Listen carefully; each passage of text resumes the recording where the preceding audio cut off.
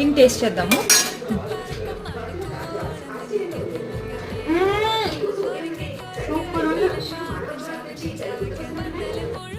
గులాబ్ జామున్ చేస్తున్నాం చూడండి.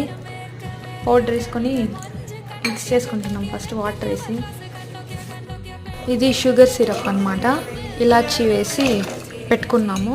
ఇప్పుడే జస్ట్ కాసేపు ఇట్లా క్లోజ్ చేసి బాల్స్ ప్రిపేర్ చేసుకుంటున్నాం. గులాబ్ జామున్ ఆయిల్ యూస్ చేసుకున్నాం. గీ తినేటట్టుంటే గీ యూస్ చేసుకోవచ్చు.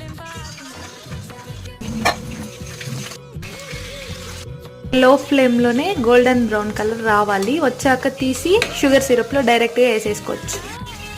గోల్డెన్ బ్రౌన్లోకి వచ్చింది. దాన్ని తీసి సిరప్లోకి వేసుకుని వేసినాం.